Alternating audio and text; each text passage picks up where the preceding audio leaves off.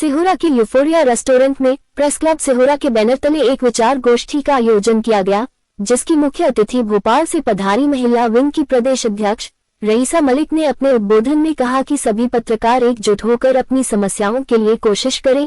व भोपाल से ही पधारे सैफ मलिक ने बैठक में विशिष्ट अतिथि का दायित्व निभाया। इनके अलावा भोपाल से ही पधारे राज्य अधिमान्य पत्रकार डॉक्टर हिदायत खान ने भी अपने विचार रखते हुए पत्रकारिता और पत्रकारों पर होने वाली FIR की विस्तृत जानकारी दी।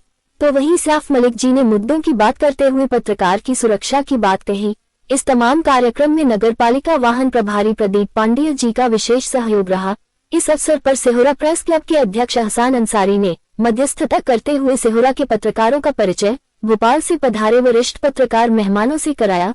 तदुपरांत पत्रकार भवन को लेकर सिहोरा CMO को ज्ञापन सौंपा गया। ज्ञापन ले CMO ने कहा कि शीघ्र ही स्थान चिन्हित कर परिषद में प्रस्ताव लाया जाएगा। विचार मंथन दौरान प्रेस क्लब सिहोरा के सचिव अनिल अग्रवाल ने स्थानीय समस्याओं पर सभी का ध्यान आकर्षित किया। कार्यक्रम में सम्मानीय मेहमान पत्रकारिता जगत के पदाधिकारियों के अलावा श्रमजीवी पत्रकार संघ के अध्यक्ष शैलेंद्र दुबे, सत्येंद्र तिवारी, अनिल अग्रवाल, अंकुर, जगदीश विजय तिवारी, दिनेश सोनी, प्रशांत वाजपेयी, सचिन पांड्या, मनीष श्रीवास, राहुल, पवन, शिवानी गुप्ता, रिजवान मंसूरी, अनिल जैन, रमेश बर्मन, जगदीश ठाकुर आदि पत्रकारगण विशेष रूप से उपस्थित थे। बैठक में अन्य पत्रकार संगठनों के पदाधिकारी भी मौजूद रहे। दिल में एक जज्बा था कि हम कुछ भी करें, लेकिन जिस मकसद को लेकर हम यहाँ से निकले हैं, पढ़ना है, पढ़ाना है और मीडिया जगत को कुछ दे के जाना है, पत्रकारिता को कुछ दे के जाना है। और पत्रकारिता के लिए हमने जब जमीनी उस पर जाके देखा तो मुझे लगा कि हम लोग पत्रकारिता से तो बहुत दूर हैं। हम लोग सिर्फ लिख पढ़ रहे हैं, पत्रकारिता जैसी कोई चीज तो हमारे अंदर आई ही नहीं। क्यों? क्योंकि जब हमने हिस्ट्री पढ़ी उसकी तो पता चला कि हिंदुस्तान का पहला अगर कोई एथेंटिक अखबार निकाला है तो वो जेम्स ऑगस्टस हिकी था। 1780 में वो लेके आया। कंपनी में नौकर था, ईस्ट इंडिया कंपनी का नौकर था, और उसको अखबार निकालने की परमिशन कंपनी ने दी। और जब कंपनी से अखबार निकालना शुरू किया तो सिर्फ वो सूचना तंत्र था कि कंपनी मतलब हमारी सरकार की बातें जनता तक पहुंचा दे, वो यही करता था। लेकिन पत्रकारिता कब उसके नेचर में, कब उसके जिस्म के खून में समा गई, उसको भी नहीं पता चला। बच्चों को अलग अलग लकड़ी देता है, वो अलग अलग एक आसानी से तोड़ देते हैं, लेकिन जब वही लकड़ी को गट्ठा बना के अलग अलग सबको एक एक पकड़ाता है कि इस गट्ठे को अब तोड़ो, तो कोई नहीं तोड़ पाता। तो वो जब तक हम आपस में संगठित नहीं होंगे तब तक हम कुछ नहीं कर सकते। इसी का मूल मंत्र दीदी आपको देके जाना सबको। हम सबसे पहले ये जानना चाहते हैं कि हम सब लोगों की कलम एक मतलब एक ही कलम चल रही है।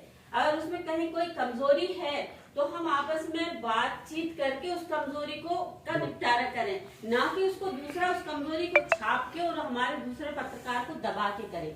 हमको बात करना है जनता की, जनता के हित की बात रखना है, जिससे जनता का हित हो। जैसा कि अभी आपको बहुत डिटेल में हिदायत जी ने बताया और बहुत ही पत्रकारिता का मतलब समझाया, तो वो इतना तो मैं डिटेल में नहीं जाऊंगी क्योंकि अब बहुत ज्यादा चर्चा अपनी हो चुकी है। लेकिन इतना जरूर कहना चाहूंगी कि हम सबको एक होना पड़ेगा। एक दौर था जब विज्ञापन टोटल बंद कर दिए गए थे, लेकिन उस समय पर ये हुआ था कि कोई भी पत्रकार, कोई भी अखबार वाला विज्ञापन नहीं छापेगा। साथ ही बैठे हैं। तो FIR की और कानूनी कार्रवाई की बात आई थी, तो गवर्नर हाउस से गजट नोटिफिकेशन हुआ था सन 1980 में। इसकी कॉपी आप कहेंगे तो मैं इनको भेज दूंगा। उसमें स्पष्ट दिया गया है कि किसी भी पत्रकार पर, चाहे वो अधिमान्य हो या गैर अधिमान्य हो, उस पर सीधी FIR नहीं हो सकती।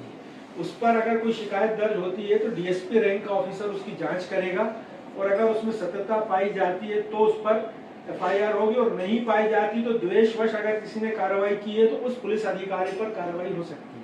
ये गजट नोटिफिकेशन है गवर्नर का, बाकायदा वो चीज है, ये बहुत से लोगों को नहीं मालूम है। ये छोटी हाँ, वही बता रहा हूँ। आपके खिलाफ किसी ने आवेदन किया है तो एकदम FIR नहीं होती।